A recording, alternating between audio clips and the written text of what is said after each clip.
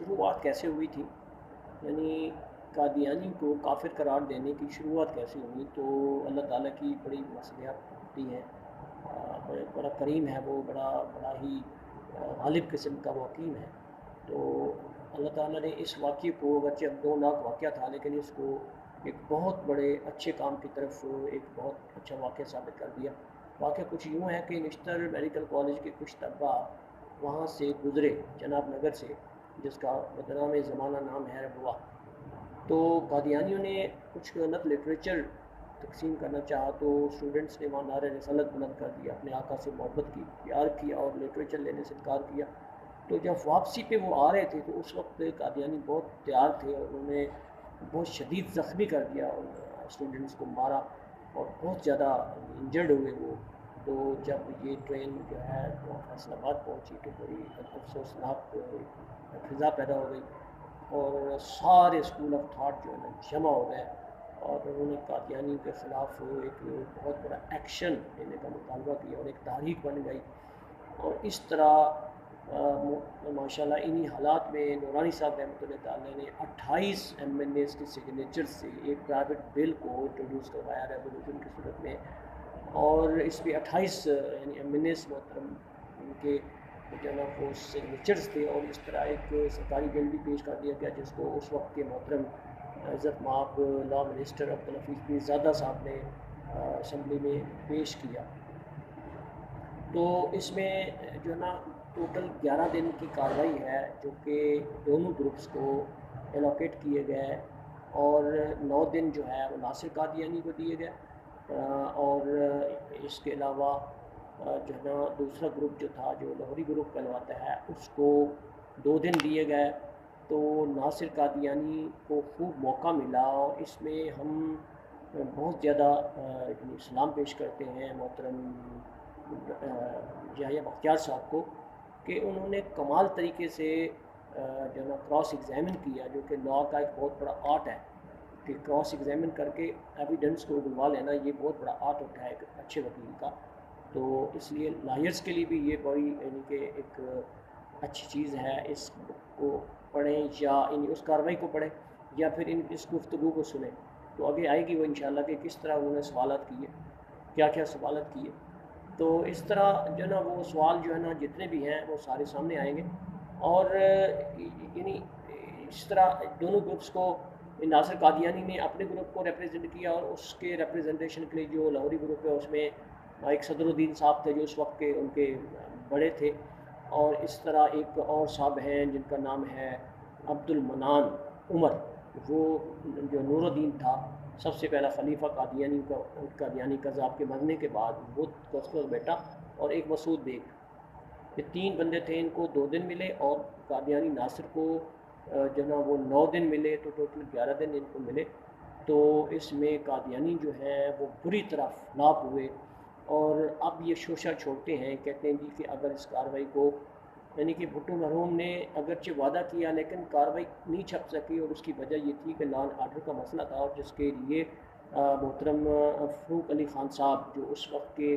Presiding officer تھے، chairman تھے، یعنی اسپیکر تھے پارلیمنٹ کے، تو نیشنل اسمبلی کے، تو انہوں نے خود برملا کہا کہ ہم نے اس لیے ان کیمرہ کیا تھا کہ چونکہ لا اینڈ آرڈر کا مسئلہ تھا، مسلمان اس کو برداشت نہ کر پاتے جو ان حقائق کو اگر وہ سن لیتے تو۔ اور قادیانی کہتے ہیں جی کہ اگر اب چھاپ دیں تو نوز باللہ آدھی پاپولیشن قادیانی ہو جائے، تو یہ جھوٹ ہے۔ اس کی وجہ یہ ہے کہ اس وقت الحمدللہ جب بھی وہ ساری پروسیڈنگ ہوئی، نہ کسی ایم این اے نے وہاں سے واک آؤٹ کیا، نہ کسی نے اس پہ کوئی اختلاف کیا، اور نہ ہی کسی نے غیر حاضری کی، بلکہ الحمدللہ سارے دنوں میں سب حضرات تشریف لاتے رہے، اور بغیر کسی اختلافی ووٹ کے پوری کی پوری اسمبلی نے اس بل کو پاس کیا کہ قادیانی لاہوری ہوں یا قادیانی دوسرے ہوں، وہ دونوں کافر ہیں، یعنی یہ ایسی کارروائی۔ اور اس میں ایک اور بھی ایویڈنس ہے کہ ان کے ساتھ یعنی جو ناصر قادیانی کا وفد تھا اس میں ایک مرزا سلیم صاحب تھے، اس کے گروپ کے تھے، اور جب اس نے ان حقائق کو جانا تو چند دنوں بعد وہ قادیانیت سے تائب ہوئے اور مسلمان ہو گئے۔ تو یہی قادیانی کہتے ہیں جی یہ بھی ایلیگیشن ہے ان کا کہ ان کیمرہ کیوں رکھا گیا، تو وہ لا اینڈ آرڈر کی وجہ سے رکھا گیا. اور دوسرا نعوذ باللہ یہ بھی ان کی فضول بات ہے، کہتے ہیں جی سارے تو شرابی کبابی تھے. تو ان سے پوچھا جائے کہ یہ ایلیگیشن لگانے سے پہلے شرم آنی چاہیے، تم نے اس کو کیوں قبول کیا تھا؟ خود جا کے وہاں پیش ہوئے، خود جا کے وہاں بیانات دیے، اور آپ نے مانا تھا کہ جو بھی ہم کہیں گے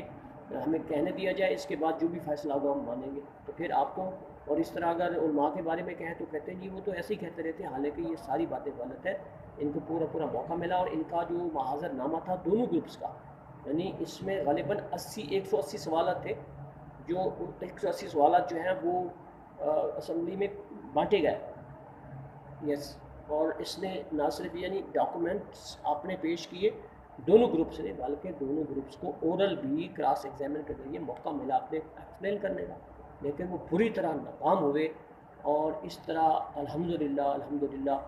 کہ 7 سپٹمبر 1974 کو 2 ترامیم ہوئی کانسٹیٹیوشن آف 1973 میں. پہلی یہ ہوئی 162 کی کہ ڈسٹریبیوشن آف سیٹس میں، اور ان سیٹس میں قادیانی کو بھی ایک سیٹ الوکیٹ کی گئی، جس کے افسوس کی بات ہے کہ نہ انہوں نے ماننا ہے نہ وہ مانیں گے. جس دن قادیانی اپنے آپ کو کافر کہیں گے ان کی ساری سپورٹ ختم ہو جائے گی، اس لیے کبھی بھی نہیں مانیں گے. یہ لکھ لیں آپ، بس آپ نے یاد کرنا ہے. انہوں نے اس طرح ہی ڈگوسلے چھوڑنا ہے، اس طرح ہی لوگوں کو خراب کرنا ہے، یہ مانیں گے کبھی نہیں. کیونکہ جو ان کے سپورٹرز ہیں، جو ان کو سپانسر کرتے ہیں، ان کا مقصد ہی ان کو ڈالنے کا یہی ہے کہ یہ دین اسلام میں رکھنا پیدا کرے. لیکن جس دن سے انہوں نے مان لیا اس دن ان کی موت ہوگی. جیسے طوطے میں جان ہوتی ہے دیو کی، تو ان کا طوطا ہے یہی کہ یہ جھوٹ بولے، بس یہ ان کا طوطا جھوٹ ہے، اس جھوٹ میں ان کی جان ہے. جس دن انہوں نے یہ تسلیم کر لیا کہ ہم کافر ہیں، قادیانی کافر ہیں، لاہوری گروپ کافر ہیں، یہ مان لیا انہوں نے، اس دن ان کے سارے سپورٹر جو یورپین ہیں، امریکہ ہے، یہ سارے ختم ہو جائیں گے. تو اس طرح 7 سپٹمبر کو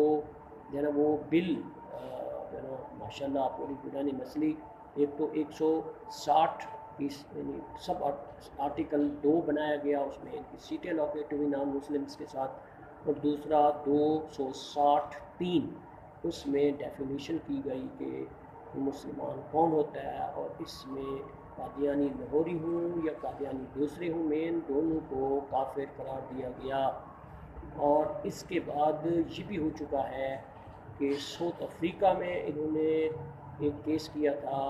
جس میں پھر ہمارے یہاں سے کافی حضرات تشریف لے گئے تھے، اور وہاں پہ بھی ان کو ناکامی ہوئی. اس کے علاوہ یہ بھی ہے کہ 1993 SCMR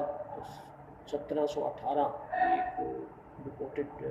ججمنٹ ہے سپریم کورٹ کا، اور اس بہت بڑا ڈیٹیل ججمنٹ ہے،